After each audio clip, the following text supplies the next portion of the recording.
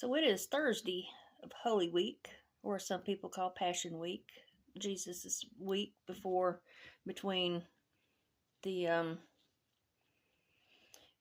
the entry into Jerusalem on the cold, and then the crucifixion and resurrection on Sunday, which is Easter. So today is Thursday, which is, there are some denominations that will have a Seder meal, which is a type of Passover meal that's still in commemoration of the Passover that Jesus was in Jerusalem to celebrate as part of his Holy Week. And I'm going to give a little history before we get into the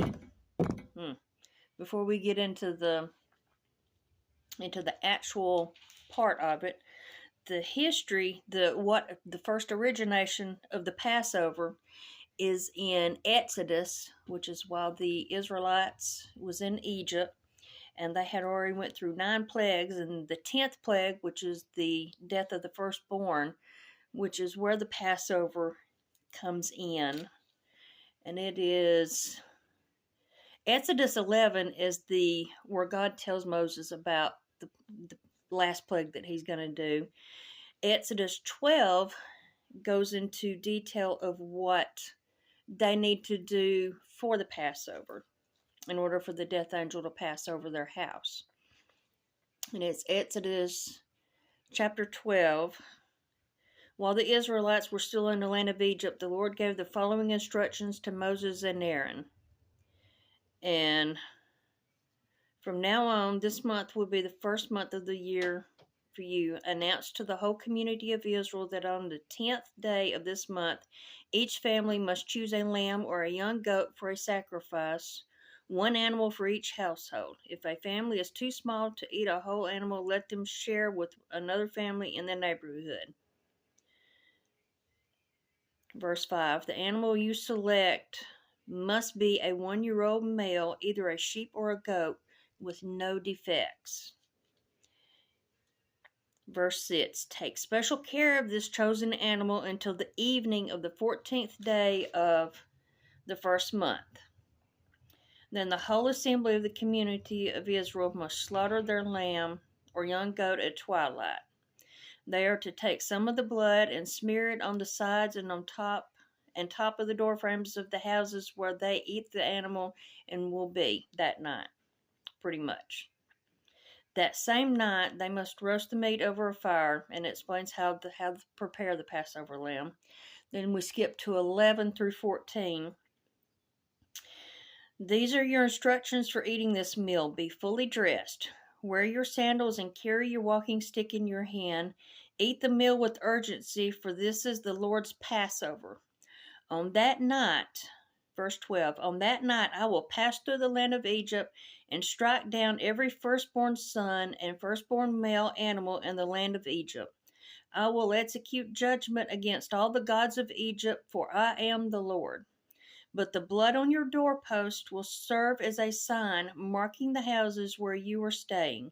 When I see the blood, I will pass over you. This plague of death will not touch you when I strike the land of Egypt. So that's the first Passover that is initiated while they are in Egypt. And after the Passover and the death angel comes over, Pharaoh kicks them out of Egypt. And they need to go. He's ready for them to go. Then in Numbers chapter 9, they celebrate the second Passover while they're in the wilderness. It's Exodus chapter 9.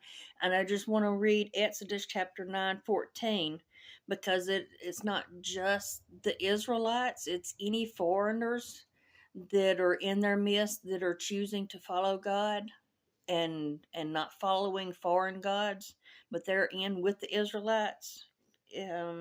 Numbers 9, verse 14. And if foreigners living among you want to celebrate the Passover to the Lord, they must follow these same decrees and regulations. These same laws apply both to native-born Israelites and to the foreigners living among you. meaning, and I want to read the commentary because I was kind of reading the commentary this morning, and this one, the commentary for this verse is applicable to now, and I just wanted to read it. God said regarding foreigners in the Passover, the same laws apply both to native-born Israelites and to the foreigners living among you. This principle, designed for foreigners in Israel, doesn't mean we mandate our religion to our neighbors. But it does remind us that in our homes, whether visitors, wait a minute, I skipped a whole line. But it does remind us that in our homes, we should live out our convictions. When we have guests in our homes, whether visitors or family members, we may be tempted to change or water down our Christian practices. If family devotions, attending church, and mealtime prayers are your practices, don't change these when you have guests.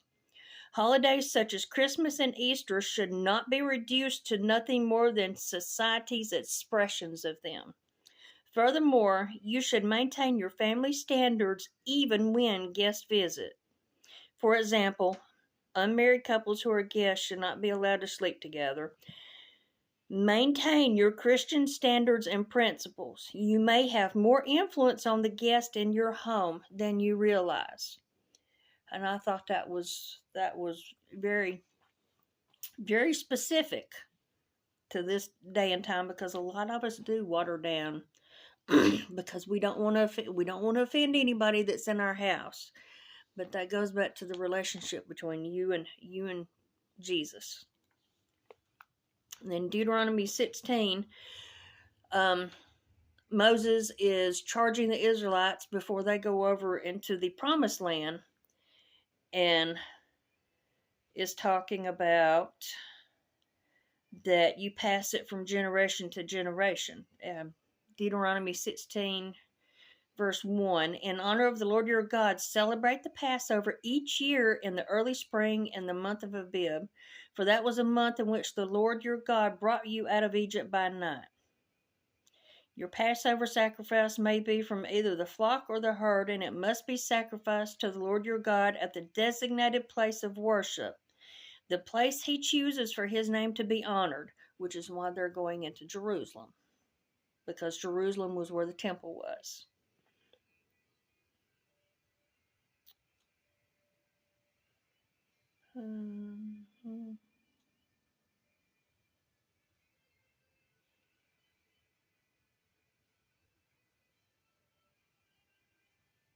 And it's also talking about eating bread with no yeast in it. So that's kind of the history behind the Passover. Then we get up into, put that one there. We're going to shift over to the chronological. Hey, do not play with those. I got my plants down, so Tall Star's being a little mischievous. I can hear him playing with the plants. Being a little bit of a distraction, but that's okay, though. We'll make it work. So now we are up into, they have prepared for the Lord's Supper, or the Passover.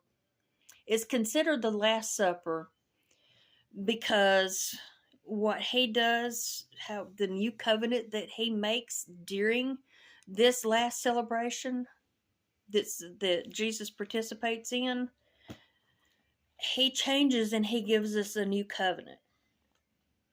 And they have went in, they've prepared the room where they're going and they're eating the Passover meal.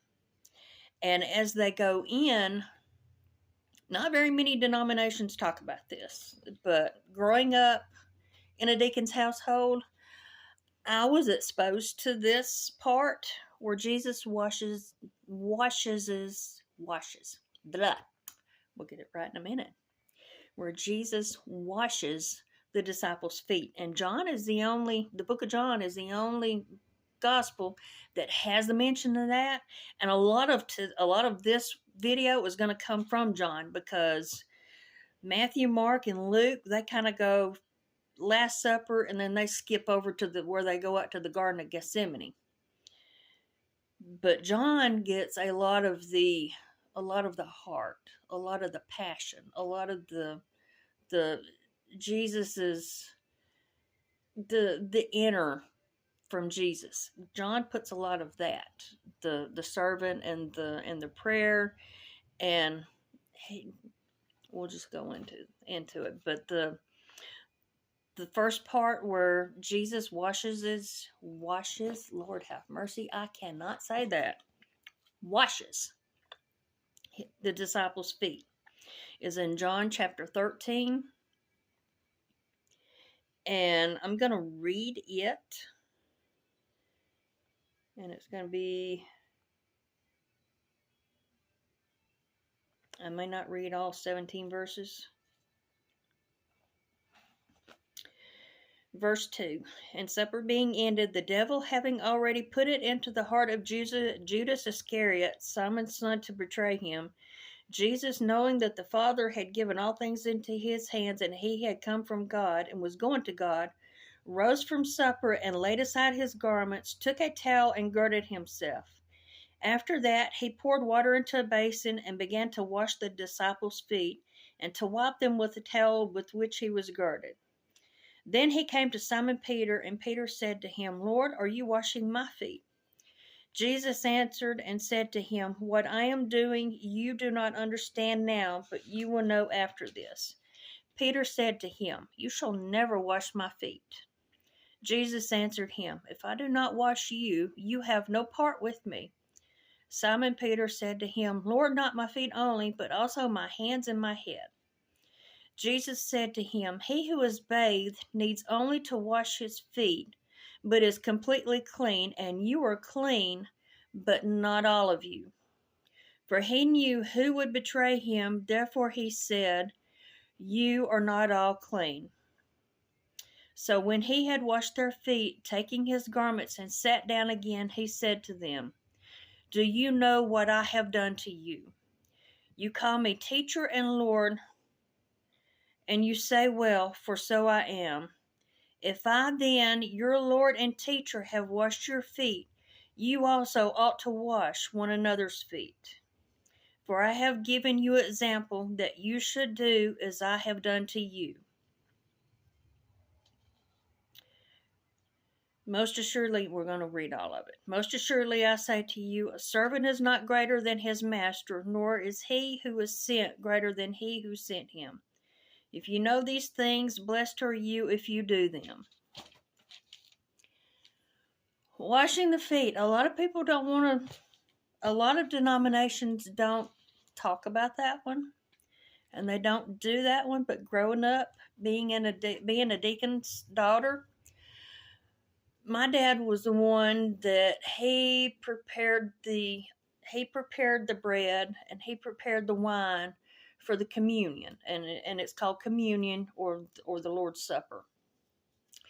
We didn't do the communion a lot. Usually it was before revivals, and the foot washing part of it wasn't every communion either, but there were random times where there were foot washings, where the men would break off and the men would wash the men's feet, and the women would break off and the women would wash the women's feet.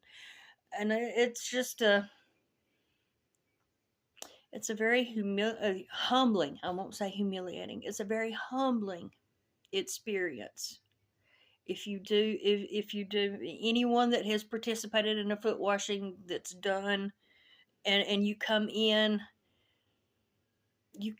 with the servant and the serving instead of it's just something that you're expected to do. Because there was a I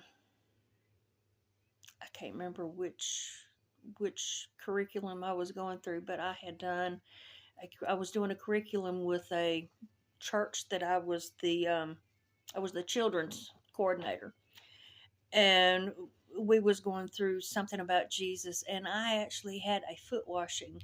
I did a foot washing with the children.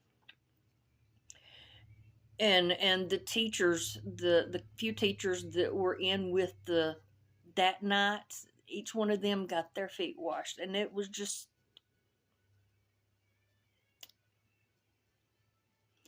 very humbling to go through and to actually wash somebody else's feet, because that's you just have to experience it. But another thing, and it has been brought up too, that Jesus washed Judas's feet, knowing what Judas was fixing to do in a few hours. But yet, he's kneeling before Judas and he is washing his feet. How many of us, because I can honestly say I ain't there yet, can actually sit before those that have betrayed, or that you know they are doing things, and wash their feet? I'm not there yet.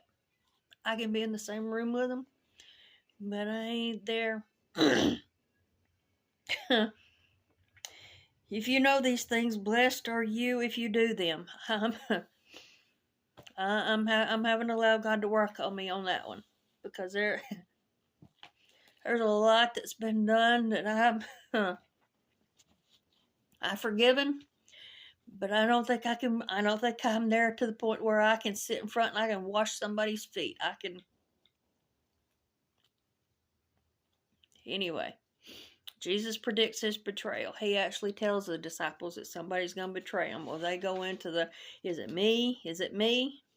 And while he's doing that and they're questioning, he is making the new covenant.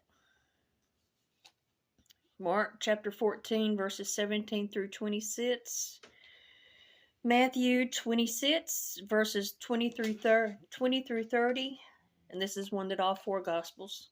Luke 22, 14 through 30. And John 13, 18 through 30.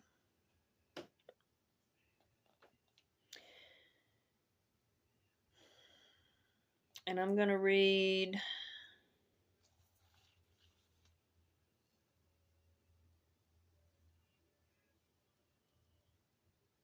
not exactly sure which one I'm going to read, which is the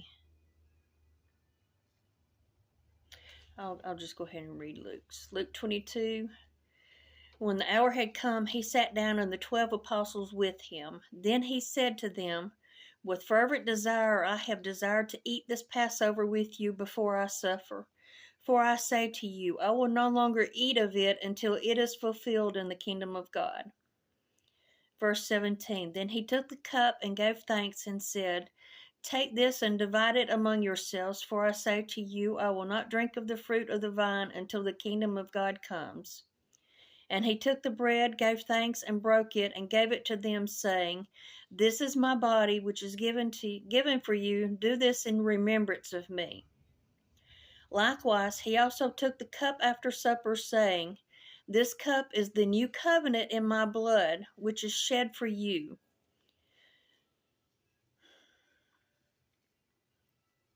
So he has changed and made a new covenant with that Last Supper. And it goes into 1 Corinthians chapter 11, where Paul is addressing the Corinthians. And I'm looking at my time, and my phone may decide it's going to, let's see if I can do this. See if I can pause it for